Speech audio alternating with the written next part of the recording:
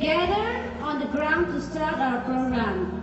First of all, there will be a ribbon cutting and Jubilee Hall dedication by Reverend Father John Sisu, our parish priest, Luang Chung, Assumption Parish.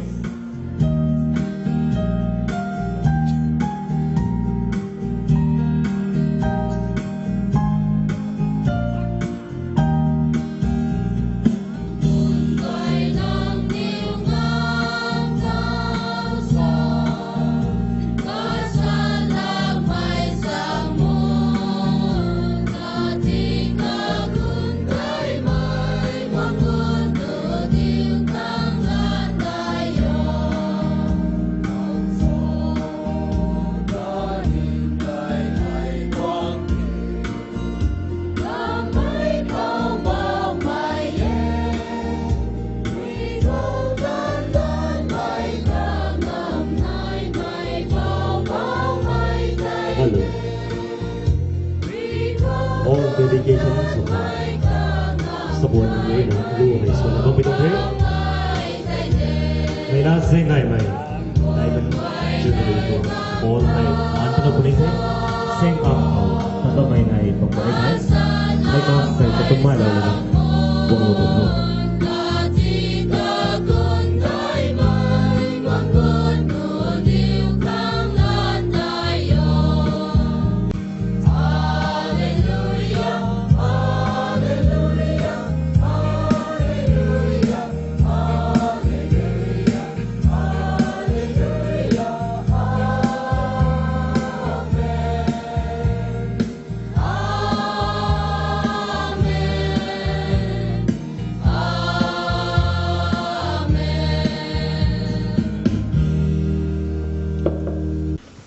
Cũng mà họ hay lúc vẫn gai thì mấy quê rồi là xuống trong bài đọc này thế.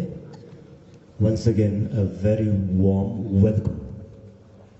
May I now have the great honor to invite our parish priest, Father John Sesu, for the ribbon cutting and the whole dedication procedure, and which will be followed by the firework. We thank God for the gift of this beautiful evening as we stand around the gate of home to dedicate and ask the Lord to bless our home, that we may make use of this home and celebrate our Diamond Jubilee with a joyful heart. Let us ask the Lord to bless us, bless the home, so that tomorrow we may make use of this home in order to experience God's presence, His graciousness, and we may be able to glorify the Lord together in this hall as we celebrate the Diamond Jubilee and we witness the priestly ordination in this beautiful hall. Let us pray in the name of the Father, and of the Son, and of the Holy Spirit. Amen. The Lord be with you. Heavenly Father, we thank and praise and glorify you for the gift of this beautiful evening. Lord, as we have prepared and ready to celebrate the Diamond Jubilee of Assumption Catholic Church, Awangku, as we stand together in the entrance of the hall of our Jubilee and ordination, we ask you to bless all of us, every member of our church, every one of us gathered here. And Lord, we ask you to bless this hall as we're going to enter and may use to glorify you, because for the past 60 years you have been blessing us with a countless blessing.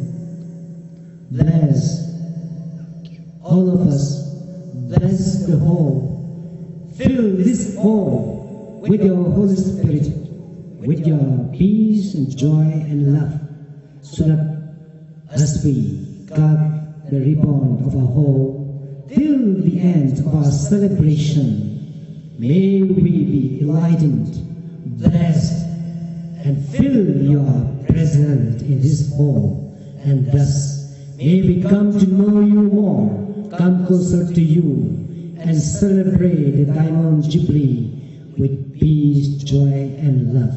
We make this prayer to Christ our Lord. Amen.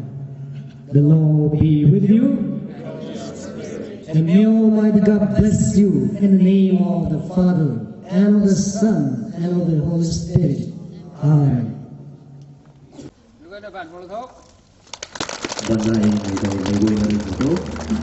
May I now have the great honor to invite everyone to request to come towards the reception counter to witness the firework. Before we zoom into the Diamond Jubilee Hall, we walk towards the reception counter to add more colors to Diamond Jubilee by a firework. We are here witnessing the grace and the love of God. You are precious to me is a team that stands tall, high, dignified, with love of blessings and graces. We thank the Lord for this great love. Ada yang lain sebagai so yang baik. Baik.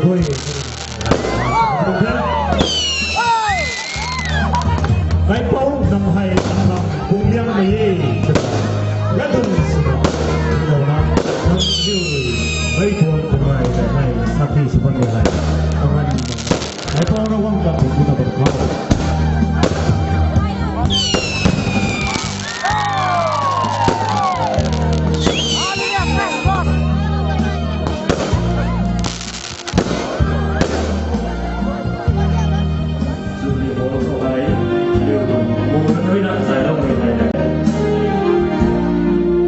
Diamond Jubilee, the hymn stands tall, high, glorifying the magnificent blessing of the Lord.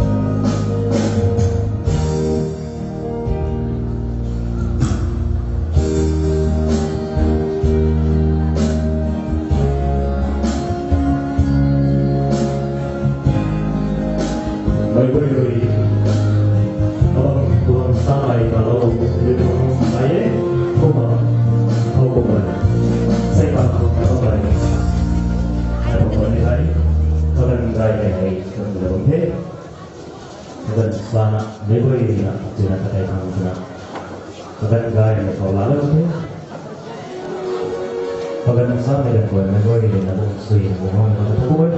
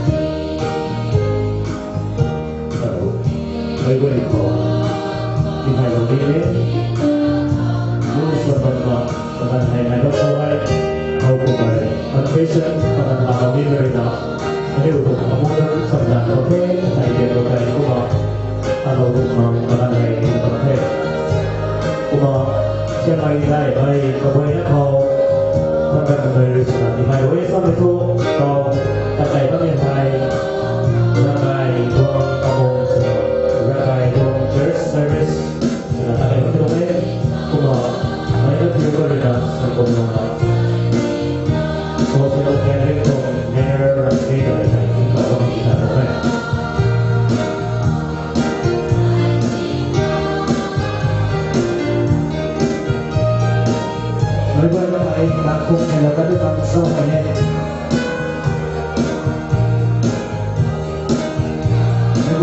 tampung merah kita bersama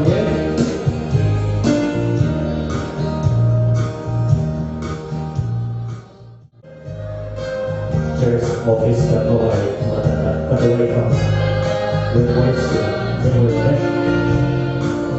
welcome song dan hadir yang saudara ini mengadakan church office kedua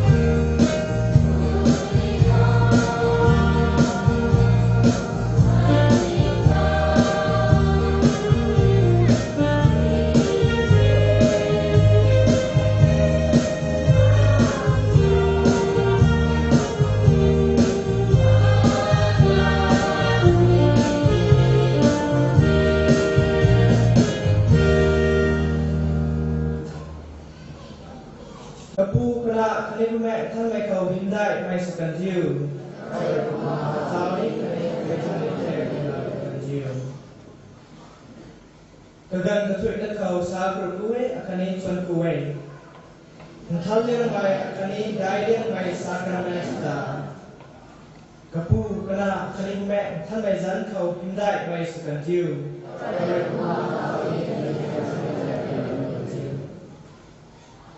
กระกันกระถุยนักเขาสาบรุกุยอาคณิชวนกุยท่านเลี้ยงไปอาคณิได้เลี้ยงไปสักการะสตากัปูกระคณิเmekท่านไม่จันเขาพิมพ์ได้ไม่สกันทิว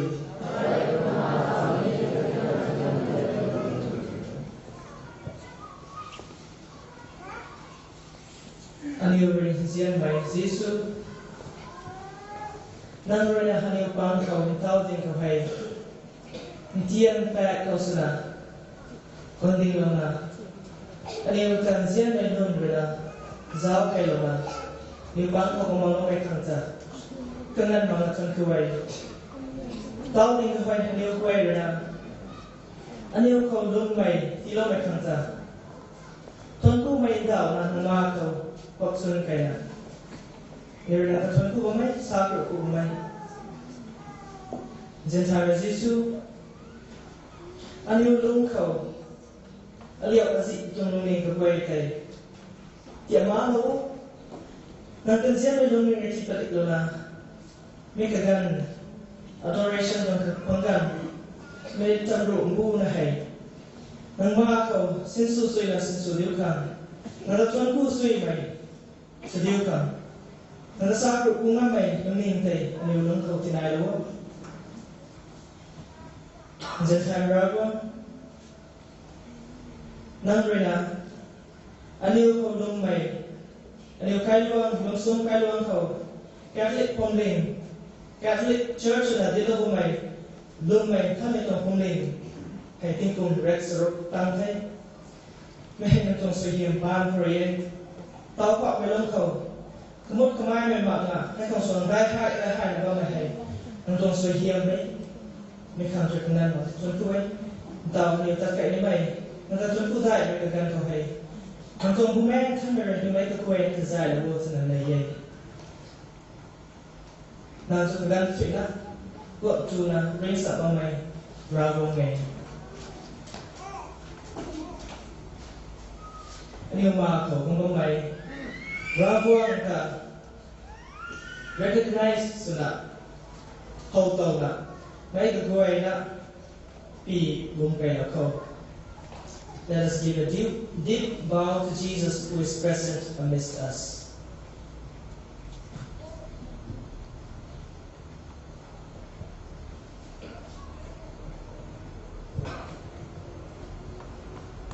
Mấy cái người là chân lỗ.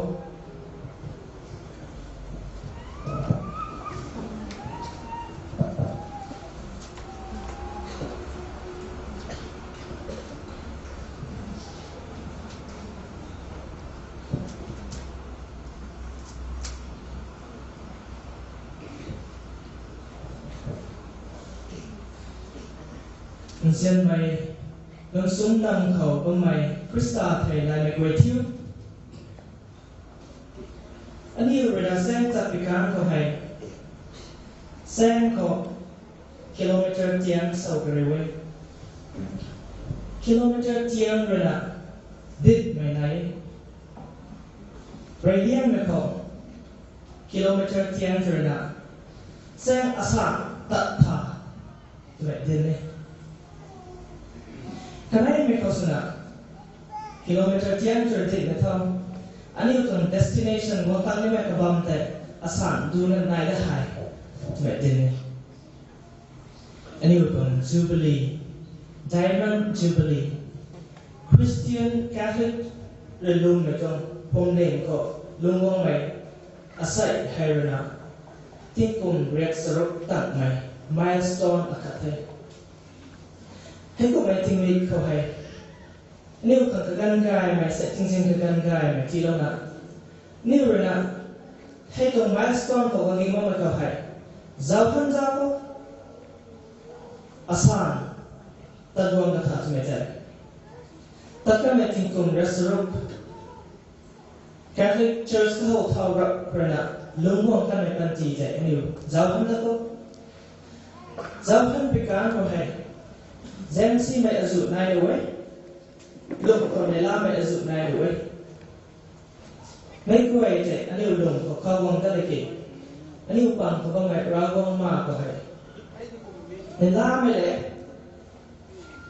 hứng sụ mày ở dụ này mày có quay chạy ra vòng có bộ tàu lốc hẳn cái gần tàu mày hay còn adoration gần của mày anh yêu lá sụ là lá không rồi điên mày khâu anh yêu giao thân bị cá của mày lung buông cái mày Christian trong căn tì là lung buông cái mày căn tì sẽ đều giao hết với cá của mày cái gần ở sạch của tôi Christian căn tì để lung tăng năm ông mày ta dự đến hai thế Christian từ cần tần là gì khát là cần tần riêng năm ông mày Jesus Christ là chỉ đâu mày đã tần tái nhé mày khát là cần tần riêng đâu là chỉ đâu mày đã tần tại nhiều cứu năm ông mày từ gần ở dự đến hai thế riêng mày mắc bây giờ rồi nè anh yêu bằng có khát lại khát tật agai agi mày đừng sợ ông mày ở dưới thế này thế asai hay anh yêu hôm nay mày cái cuốn khát nó sana bằng cái đuôi nè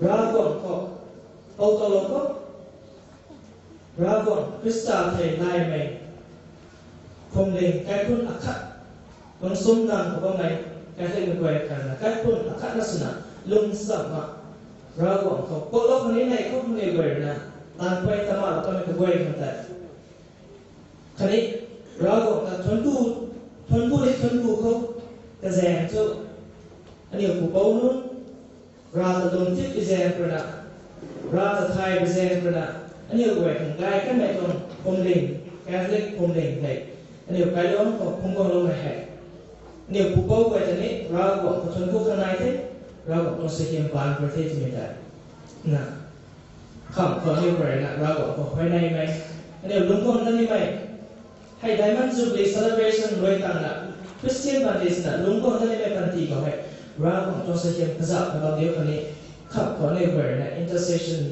là ra vòng có ô tô lúc mày mày thì mày chạy này của này ngày mày học thì nó khó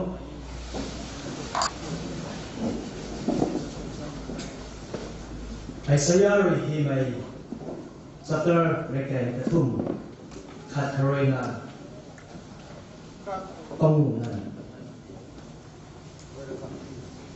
Hey Israel mai namta tamno me puri pori sai Pingriu ai naniu ta kalo puni ai naniu ta zan intana kau thei namiu hai atwa ngai namiu in thum mai dui tat ruan gu khau ai naniu ta in thuam lo puni ren ra ren view mai rui naniu ta ngam ngam na gei namiu mai kau tat ruan gu khau namiu ta rau la gei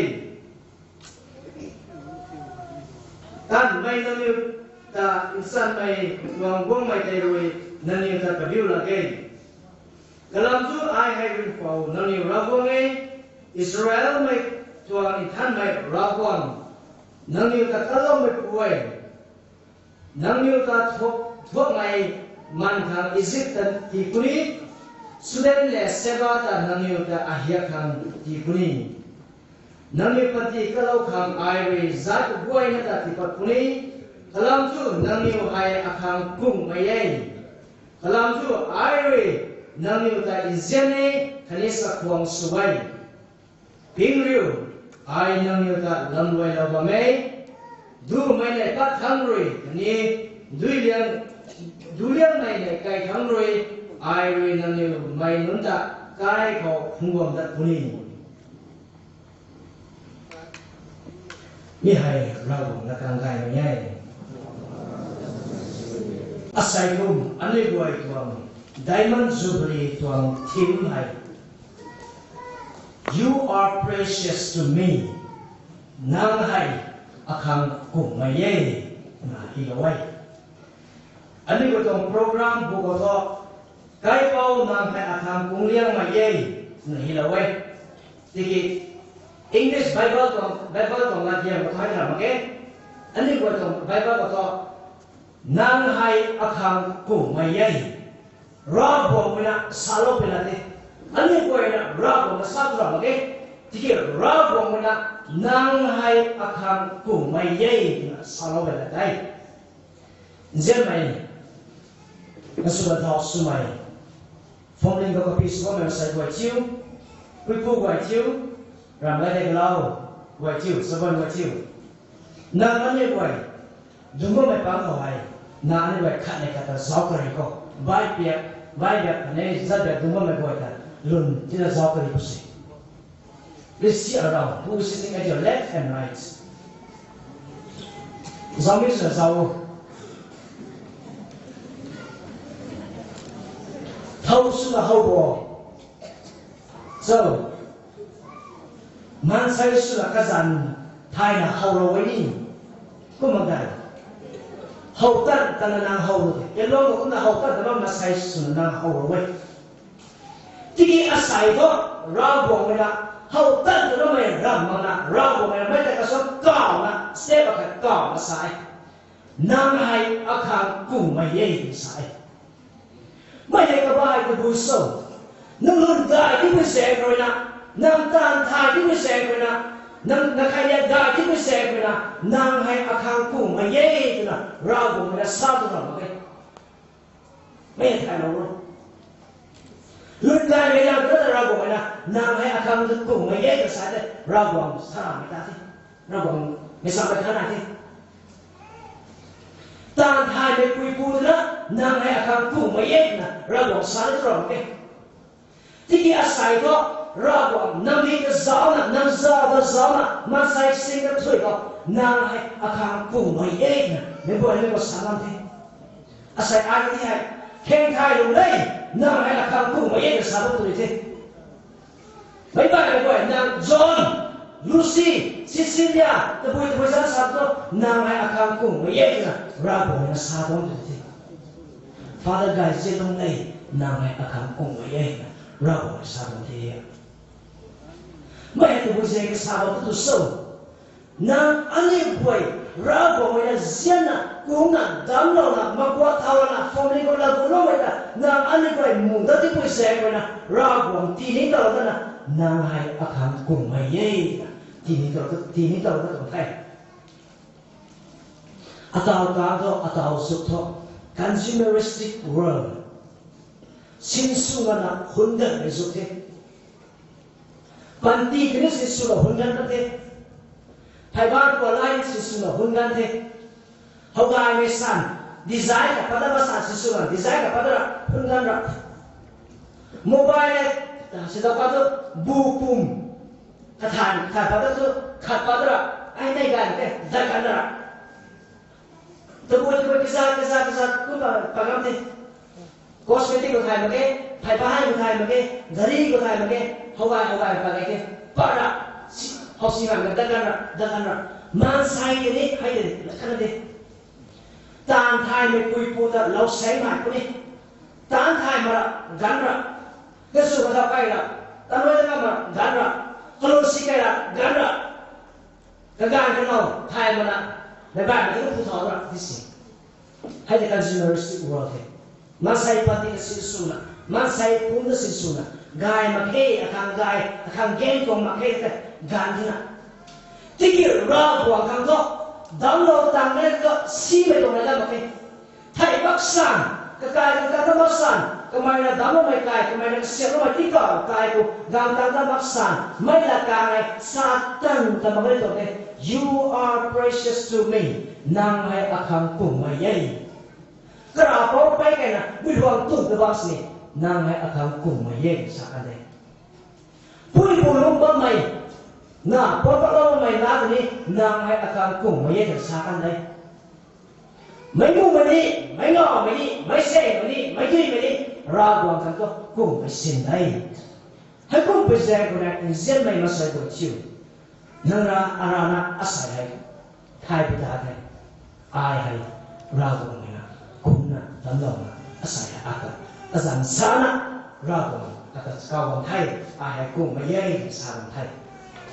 Tapi saya kena kum kusol raya mai ragu na dalam kanai mai ragu tuang lur dia kau nam ani ber siap lawina. Lur baca bahasa ragu tuang lur dia sendiri. Katanya dulu pegang kata ragu tuang seal, ragu kong stam, nasan piang kau, nasan bung kau, jangan ku, berhubung di sini. Di mana lagi? Kali ni phone kau, Christian mereka sore kau, nasan piang kau teh, ragu mana, dia mana, mai dia mana, tahu mana, tu apa sih? Tu mana lagi? Mana nak tak pasal, mana lagi? Aku besar nak ragu, mana nak ni berapa iman ni sebab sini, ragu, ane boleh tiada. Kini kau betul Thai, nang hai akan kum mayai. Tikum resok tang Thai. Ani boleh pupau warna, ani boleh tong Catholic tong form ni, akai long kau lagu long mai. Lagu long mai kan betul. Ragu tak seba asulina. Sesamai ragu nada terbuai. Ragu nada. Enrau dana hanggai mai. Officials boleh berbagai. Kalau tetap begini. Naramgai, ragu naramgai, nak ane kau tidak boleh Thai. Kau bisa kau nak, mereka kau mai Thai, nang Thai betai. Tini itu nak kau mai betai, nak kau dui, gelas kau dui mana, nak dui sama saja. Tiba tiba mereka bersama, tapi kau buat nak sah kau buat tak kau orang nanti. Kau bisa kau nak kau mai kau, nang ayah kau mai itu Thai kau. Thai na mai na mai ko mai kum mai adi gai so ra ko mai ka pa pa lo mai hai adi gai so to mai na ani ko ni mai na ma ko ti na ma na ani ko ni ka ran thai mai ko ni ko mai hai ai zang hai to the na ani ra ko to ka lo mai to ram gai ra ko ram sian ra ko mai na na ko mai ye mai su ta ta na ani ko ni kwan ko mai la ka su ta ta na ba mai na the ba na mai ram ko mai gai to mai ko mai to na ani ko ni mereka mengikuti dalam angkot. Mereka ini betul rasai semua kau, mereka juga betul rasai semua. Nah, ane berkami kau. You are precious to me. Nang akan kau mayai, mereka nah ane berasai. Ragu kang senator ane masai ke kue dah, ane kue dah. Kung mai masai kue te, kamai renzian dia masai kue te. Ezeng kerana ane kue ragu ketengan mengatungku kang naik. Aniu mungsi rabang puasa, lun hausi hak puasa, empang nom puasa, ragu mereka aniu terzian ni, kemai mana aniu teh, kuk maya ni na, ketan kecuali kok latat talabo me khangta kangnan ma thunko khangai niu koi na rago ma ko khoi me ta na pa ta na katong na piu lo ko na talong kwas na kagan ka thwe na ko ani ta kung na zawta talo na kadai ko kau bong ka labo me khang kwak lo na soi hiam chi labo me khang ta kangnan ma niu thunko khang ka ge nai the tao de ga hai Jesu aniu ma ko hai ba mai ka hai khatsana mu reko mik Christian to Indian bags na hawom no we kumki rago kamai ka mai resai ai hai Indian ne sina sai rago kamai ka hai aniu ton lum me mik zao Christian to Jesu kamai ka the Indian ra ba khai hai hai ma ko hai aniu we lunging ko kata thon ku be lunging nai me ka ko hai te như vậy sai đạo bác có các con suy hiểm amu số mình mấy cái là bằng thế sisters ta mình mấy cái thế leaders ra nhiều tuần ra chợ còn Catholic tuần có luôn là thích cái này vừa cái thế bây giờ phải là thuận cái này nhiều người là amu số cái tuần ta tuần để hậu đất cái này hay thế này ra quảng tuần suy hiểm thế cái khăn trở này ra quảng thực hành mà là nhiều tuần của ông khâu năng rồi các ông mấy khăn tay anh nhiều rồi đi các gan các thủy nước khâu nang ta thondom ni kangan maga ringwa mai akhani wa tuba mai pu kiu na ngai amen.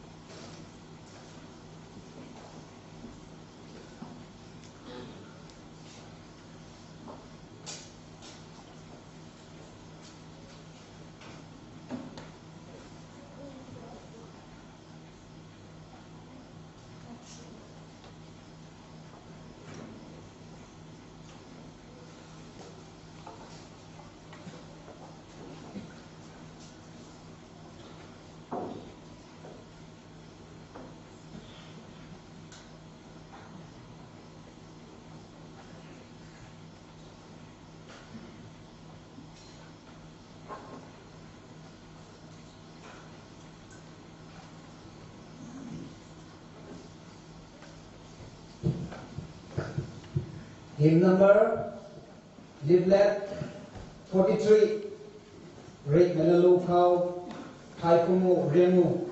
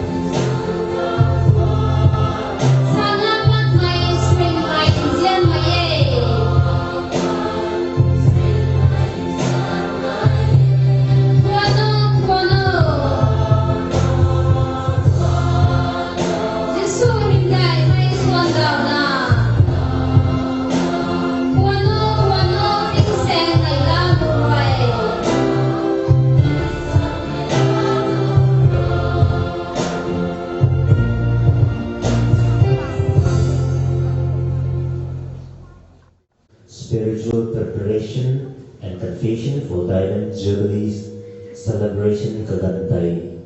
May koi rina sinsap si nasing patulapate. Tawai Diamond me opening hymn hai theme songs. May koi rina solong ne.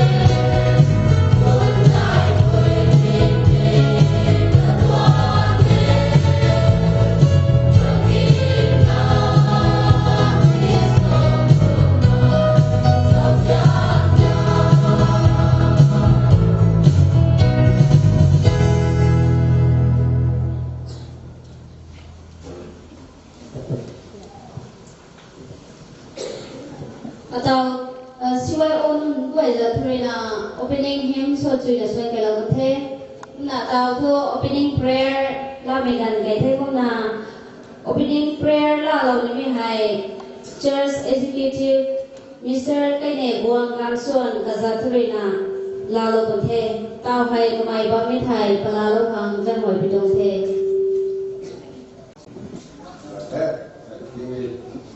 cái cô đâu họ với là dùng cái đấu cái đúng họ lần quan đi ra xoay cross luôn bố xoay ăn đầu tiên thầy phò từ đây là thân cũng thế thầy đúng không còn này có quay đây nè gần tiếng sáng nè thầy dùng đấy mình dùng đi thằng rồi đi buồn là không gần gai đi lâu nè thầy thì có cái đó cũng giáo viên toàn thầy đại là không có trong thầy Kumasai itu orang kau kerjana pura buang. Takai ini tu orang kau ini nama siapa? Ini gaya timu gaya miti rawo tu ni ya. Nara ramai itu orang kau kerja masa. Ini takai ini tu saswan kai ini tu kau ini tu amu semai. Ini tu leader semai katikis. Bye-bye many society to leadership. Away ini orang tu daugen gay tilawna.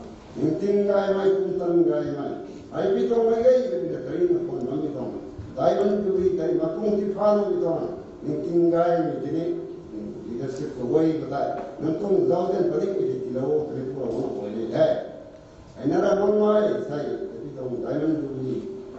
Takai ini to kamu buat. Yang mereka mai ngomong mai mepung katoi buian.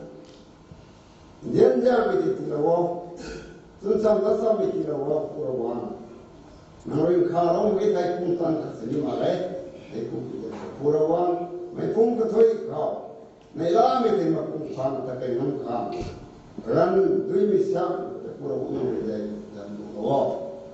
Siu ni mesti kanam ni mesti ani kau wok ya ni tong boy ada dulu, orang orang ini wajib tu, mereka itu diamond jubilee hai, kandi ban tu ramai na kita dalam, kai poro orang tu rumah kau, bading itu ramai na kai, mepung katui dah kau kilo tu mereka tu hai, aku mantau orang kau kerjana ni, takai ni tu orang pergi sana ni tu boleh, makung fanu kan. Dia ni kilo kalau kau, intinggai ni kilo, untangai ni kilo, tanah. Soalnya kami mampu air. Doi na program dan kau tu semua ni tentang. Orang orang dan jangan mengingai, nai sebenarnya. Jadi berjalan macam kalau di Malayam, kau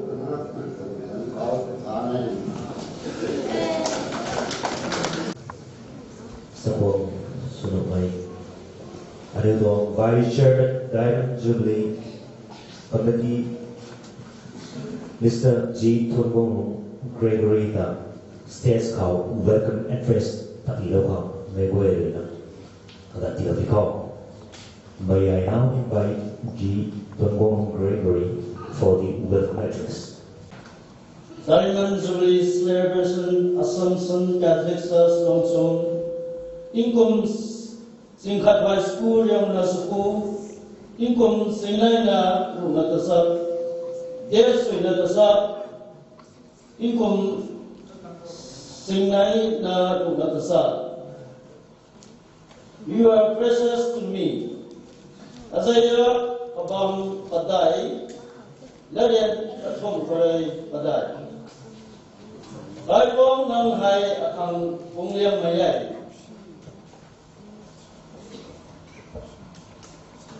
Baca, saya doi dong mayai di hai. Bailiam itong welcome address ilong makangda. Bailiam ikau rawol da menkuai umakanay mikau aniu kau bamdok nagamay. Dolang daw bitong pram tagong ni kau bamdok bamdek may Reverend Father non, Reverend Sister non. Aniu way tanin makanay makau menkumindak kung thay.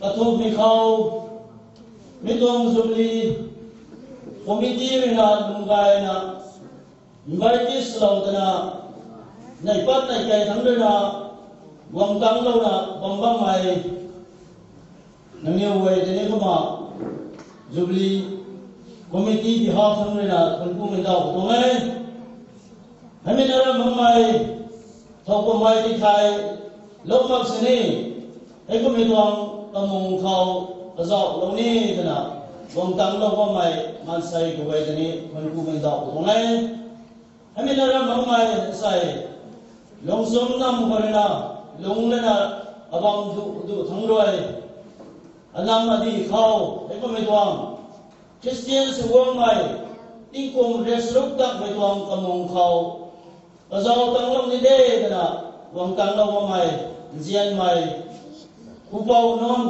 sana puna non kuilai non sondai pandran marot marian semai pawai ni uma tungku mengau putongai umang kham be khau lungna bamai lungsom di lung tahap khau lungna bamai saya tisik mere azu katan karwai azu tani ka kai ko mai gan zu na bang ni mai pawai ni mi tuang ani tuang kahau mi tuang welcome service kau hai kena ka panglaya dendra na gong ngai mai siam lai da mi na tani ma khap le ma khau ku mi tong thai ma are sabaro mi tuang satang mo mi tong ni azu na lu mu the are thul ko long me kham ta ni korina ngalo mi su kale de ma me goe na ta ram zan ko thul ku mi da tong thai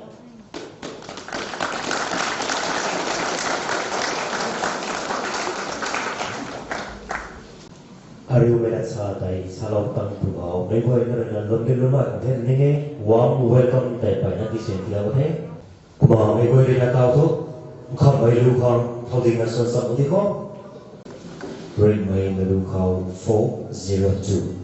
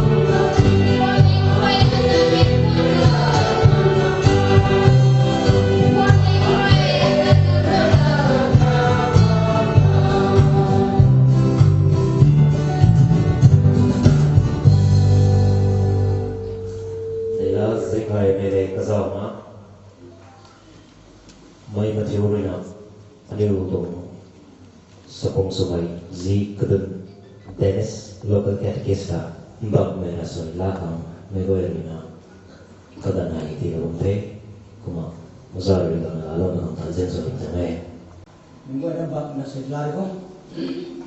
Bab dasar kosun kepukuni na sana kau kon koi po bezisu marina ani tun sana sundan ko mi from daman juli tingin gan gai mi ter kilauna nama ani tingin ko program te kau roi mi na no tu da gai na ro na roi ke na ni program roi ni gan ko na hoi ai de lam tu na ma ani roi ta ko den tu gan ni nai no ko mi gan ko ni po mi na rina ma sai ko tu ta sai yam lo kan ko hoi ai lam tu thuat hai nang ba ani ko hoi ai na hi bu dam ko wa bu na nang to ram gai to sa mi gan ko ba ba ba kan tu thon bo ni chu ni nai ro ko mi sa lo ni lo ni ko hoi ai ni to than ba ni ma sai ko tu ta ga lo dai lo ni ba ko bo ru ko ni to than ba ni ma sai ko tu ta ga lo na mi to ti mi khau ko na ting gai ne gai ni ti lo ma sai ko tu ni to mo hai tu ta gai ta ke ko ni sem ko lo ko ba na ba ni to program lo ni ja ta tu ani tapi yang kau pilih itu migan kau, masa itu kau cuci kau tu, tapi bahan saja lo, ani usah kau di luar kau, nera kau tu mai kita lama kau tu siang gaya bergaul, dah ni, pakai gaya tangan na, kaji gaya kau tak kau kain kau ni kita lo gaya kita malam, nongkrong gaya tu ada kau ni siang lo, na tuan hari ni kita gaya yang tiada ni kita haul, masa itu nongkrong gaya tu ada, tuan timi kau hari ni kita kaya ni tuan. Father kurmi tuan kani ani tuan jubili tuan timik ta tatsu yang tak kani masai lo kutui masai pun kutui pun tuan thal na tu mulai lo ani puan thal ulai na tuan gai tuan san ani sabda ko mai ni puan ko mai ani to na sumai father kun na nei ma ko ti tuan siam ni katangam premi me tuan nei sun da ki lo na tuan gai ta thoda apu su ko mission ki to ni tuan Wah, nama mana kebigan kau, sokong seman gue itu kolon kan, ini sini mana kebigan kau solo dulu, mana kau ini, orang mana buat sunnah dalam, tingkau adalah tahu. Saya menurut ada udah kolon itu kai posisi susah dan kau itu mana itu terhai. Bawa merah suai tingkau mana itu terhai sekali. Kalau itu ambil kau mana itu terhai sekali. Ini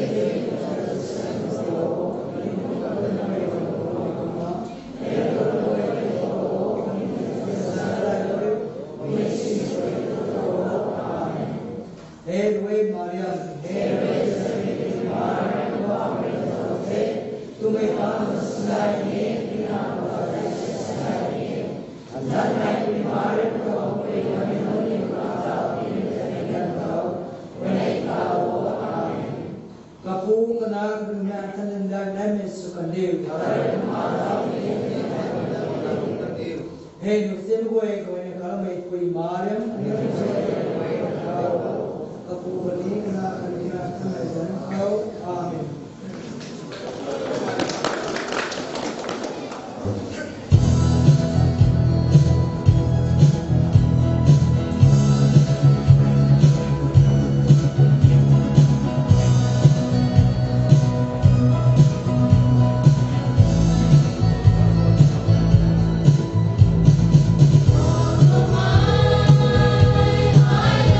Oh,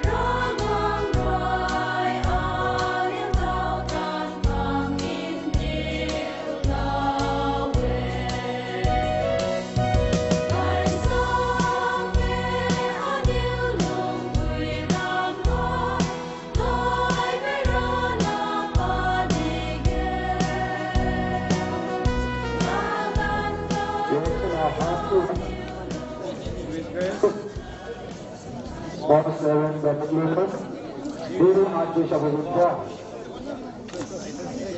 South Jubilee Monument.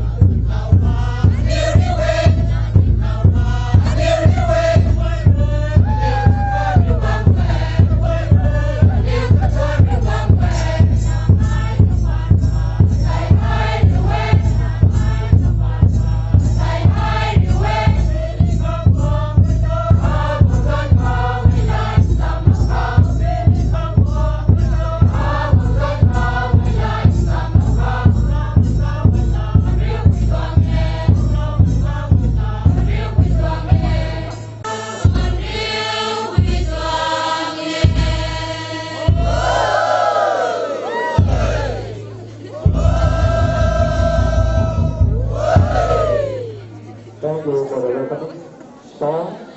Now we have a hymn or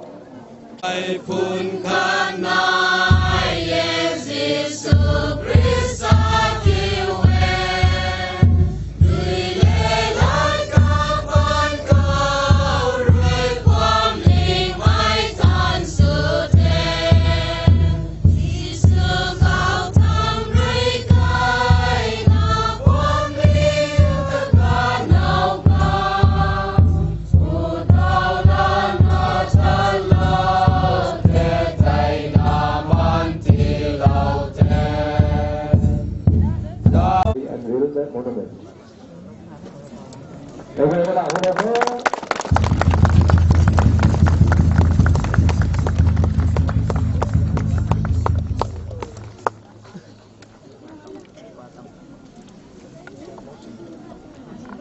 Heavenly Father,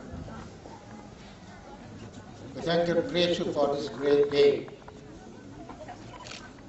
Let this monument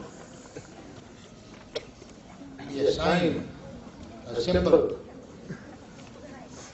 a monument of the gift of faith, of your love, mercy, and faithfulness. May it always remind us that we should be faithful to you till the end of our life. Bless each and everyone present here, bless the entire village, everyone of members of this village. May we always sing your praise, glorify your name, always. To make this prayer to bless thy Lord. Amen. Let someone read. The Diamond Jubilee celebration tong tao hay ko hilawon ko hay lakang ipapalome.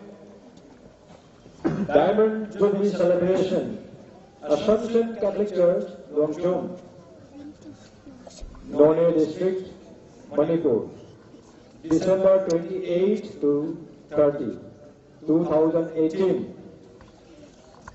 Team, you are precious to me. Priest ordained, Reverend Father Ning Mai Thomas Ka Mai. Silver Jubileans, Reverend Father Francis Tinglo Kamson, SDB. Reverend Sister Viviana Lukin Liu Ka Mai, MS MHC. Priests and nuns of the village after Golden Jubilee. Priests, Reverend Father Bosco Gajialung Golmai, Reverend Father Ning Mai Thomas Ka Mai. Nuns, Reverend Sister Grace Sinchiu Tholiu Golmai, SMMI. Reverend Sister Marina Tingamliu Gonmai, UFS. Reverend Sister Sally Kamai, SMMI. Reverend Sister Dolly Kamai, MSNHC. Reverend Sister Karenja Lanmuliu Kamai, MC. Total Catholic households 283. Total population 1,863. Total number of priests 3. Total number of nuns 9. Parish priest Reverend Father John Cecil. Local catechist Dennis Gadunjai Gonmai. Blessed and unveiled by Most Reverend Dominic Lumon, D.D., Archbishop of Impal. I thank New Tuang, Diamond Jubilee Tuang Monument Kau, Naiba Mai Gajang Gogoi. Once again, I thank the grace for the Diamond Jubilee Monument. How I phải tận cái sáu lô này.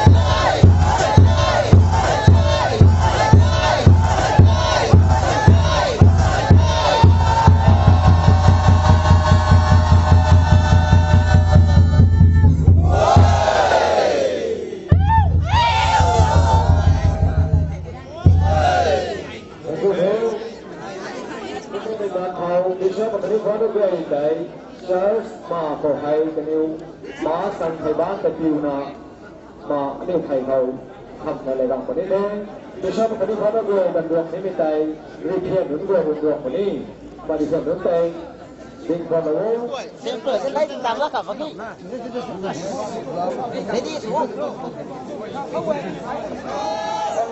President Queen Napoleon Gonmai.